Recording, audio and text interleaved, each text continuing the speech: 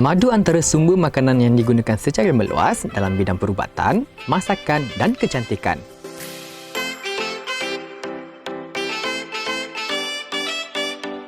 Terletak di Kampung Jambu Bokok Mercang Marang, sebuah galeri madu dibangun bagi memperkenalkan madu dari lebah kelulut, lebah hutan, Apis dorsata dan lebah Eropah Apis mellifera. Lokasi galeri ini amat strategik kerana dibina di tepi jalan utama, memudahkan pengunjungnya untuk singgah. Minat yang mendalam dalam bidang ini mendorong Encik Nur Ehsan Abdul Rahman mengusahakan perniagaannya di Galeri Madu Big Bihani.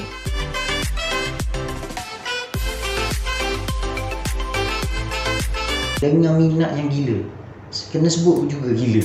Kalau tak gila dia sebenarnya tak sampai ke tahap ni. Kalau minat saja, pelbagai spek lah yang ada. Tapi kalau minat yang gila ni maknanya status dia gila di sini adalah waras, tapi gila pada bisnes. Sangat berminat pada bisnes madu ni. Kerana apa? Kerana sentimental value, high value ni based pada sentimental value. Kalau madu tu sama je, kita beranggapan madu tu sama tu macam dia sama dekat pasaran-pasaran, dekat pasar raya yang ada tu, maknanya semua sama. Bukan begitu. Maksudnya bukan begitu. Di Galeri Madu BBH ni, BBH ni saya pastikan madu yang saya keluarkan pada customer adalah asli dan bermutu tinggi. Kita pun dalam masa yang sama kita ada CJ KKM dengan CJ halal. Jadi kita mengikut prosedur yang ditetapkan oleh Jabatan Agama Islam untuk dapatkan CJ halal tu. Okey, yang pertama, kerana apa mencetuskan Galeri Madu ni? Kerana apa? Yang pertama, saya rasa nak memperbetulkan keadaan semasa. Jadi hari ini madu di pasaran hari ini, KKM, Kementerian Kesihatan bagi tahu pada pihak media pun 80% madu di pasaran sekarang ni adalah madu palsu. Jadi satu cabaranlah pada saya. Saya buat galeri ni untuk memastikan keaslian madu tu dijaga. Pengalaman daripada orang tua, orang lama kan, untuk ambilkan madu apa semua. Kerana minat yang gila sampai ke hari ni, jadi saya gila dalam bidang madu ni. Beliau dibantu oleh anaknya, Syamimi, untuk memberi pendedahan awal kepadanya bagi mengendalikan perniagaan galeri madu ini.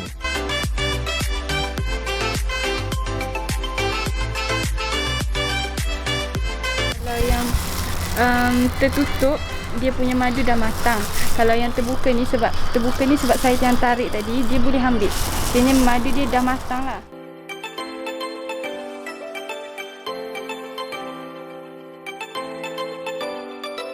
Kalau macam makan, contoh makan untuk antibody, makan saja, kita akan showkan madu lebah akasia ataupun lebah tualang. Beliau menjual pelbagai jenis madu seperti madu kelulut, madu tualang pahit dan madu mellifera. Madu tualang pahit merupakan madu special edition kerana sukar untuk diperolehi serta mendapat permintaan yang tinggi.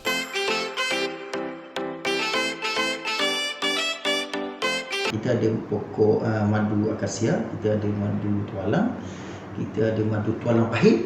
Tualang pahit tu kita 10 tahun pun tak jumpa. Special edition lah.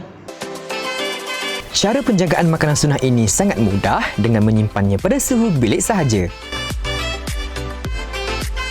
Contohnya madu macam ni lah, customer beli, maknanya kita recommend pada dia madu ni letak hanya suhu bilik sahaja dan sudah memadai pada suhu bilik.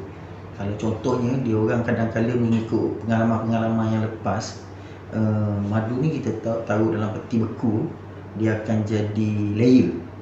Dia beranggapan tu layer adalah sebahagian daripada gula yang dicampur lah. Itu yang tak asli. Nak tahu keaslian dia, taruh dalam peti ais. Tapi bagi saya hanya taruh pada suhu bilik sahaja.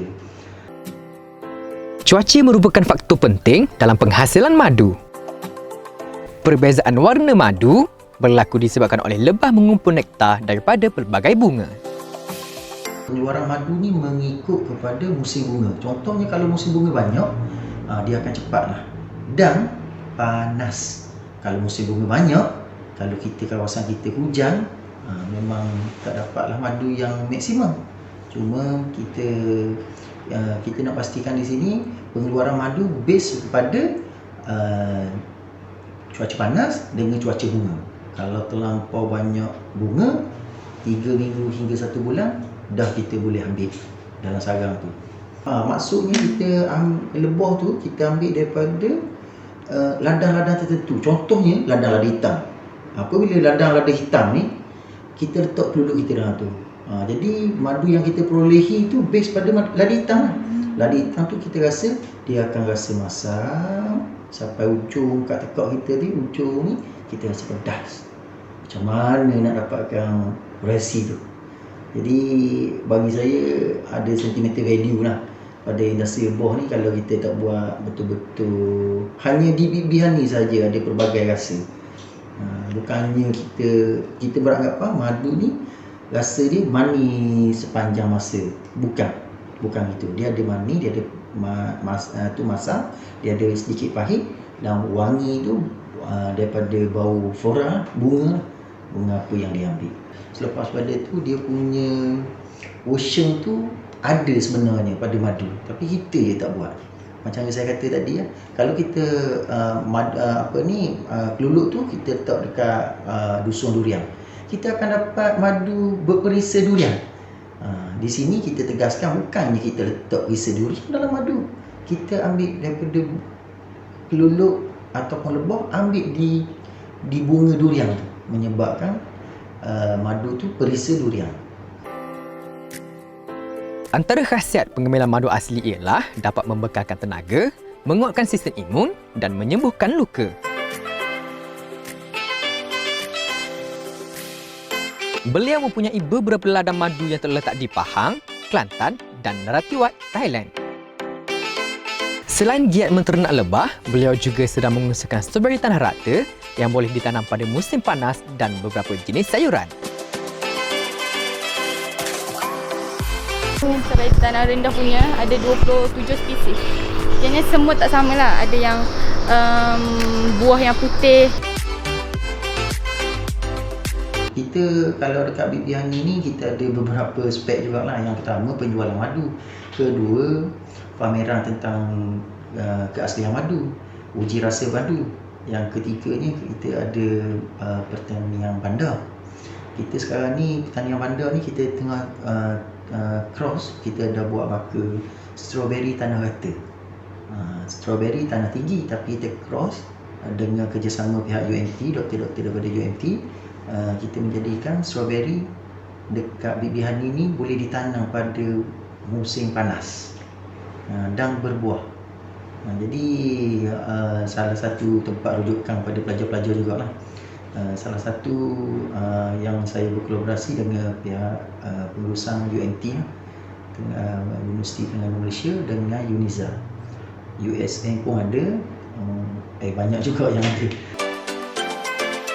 Galeri Madu Big Bihani menjadi tempat rujukan pelajar-pelajar universiti untuk menyiapkan kajian dalam industri pertanian. Pengunjung berpeluang mendengar penerangan mengenai proses pengamilan madu, melakukan uji rasa dan berpeluang melihat demonstrasi mengenali spesies-spesies madu keluluk. Beliau turut mengkomersialkan madu kepada produk baharu seperti sabun, terapi mata dan ubat batuk. Galeri Madu Big Bihani menawarkan madu sarang kepada pengunjung untuk merasainya. Madu berfungsi sebagai pemanis alami yang lebih menyihatkan kerana keaslian madunya.